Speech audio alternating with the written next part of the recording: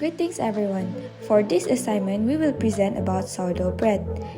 These are the members of the group, which is Valeni, Viviana, Ying, Anis, and myself, Fadlin. So, what is a sourdough bread? It is a naturally leavened bread that is raised with a starter, prepared using water and fermented flour with wild yeast and lactic acid bacteria. Hello, my name is Anis Sophia and I will present to you the history and the application of sourdough bread.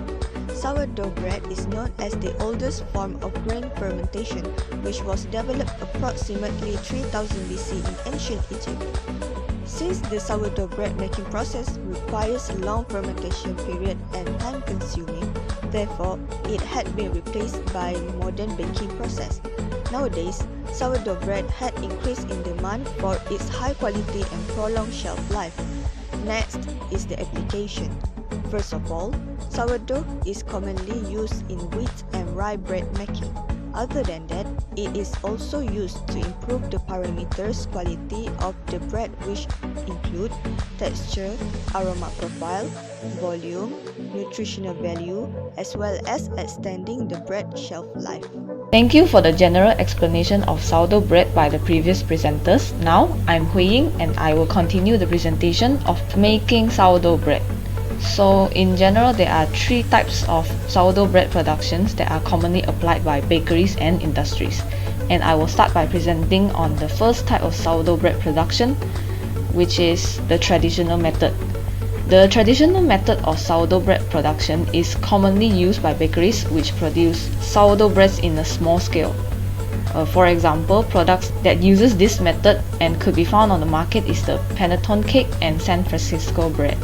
The traditional method of sourdough bread production begins by mixing flour, water, and natural inocula such as yogurt together, and sometimes fruit and manure and rumen cuts are mixed together to enhance the taste of sourdough bread. When all these materials used has been mixed until homogeneous and the dough will be left to be fermented at room temperature of around 20 to 30 degrees Celsius. During the fermentation process, daily refreshments of 10 to 15 times until microbial stability should be done until the dough matures, and this is the traditional method of making sourdough bread. Next, I will pass the presentation to Valeni to present on the industrial method of making sourdough bread. Thank you. Type 2 sourdough is an industrial production method. The first step of production process is high concentration of starter culture applied in 100 to 1 of lactic acid bacteria to yeast ratio. Then, fermentation process performed at high temperature exceeding 30 degrees Celsius to inhibit normal yeast development. At the end of fermentation phase, bakery yeast may be added. After that, sourdough is stabilized by cooling. Sodium chloride is added to deactivate the starter culture, stop the generation of carbon dioxide and organic acid.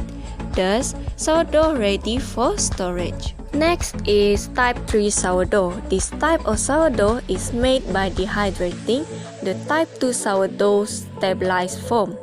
The type 2 sourdough undergo dehydration, whether by drum drying or rotating dry, and then forming a matured type 3 sourdough. Next are the microbes used in the production of sourdough.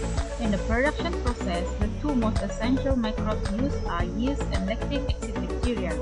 First, the yeast most frequently used in the production of sourdough is Saccharomyces species and Candida species. Yeast helps release carbon dioxide and leaven the dough.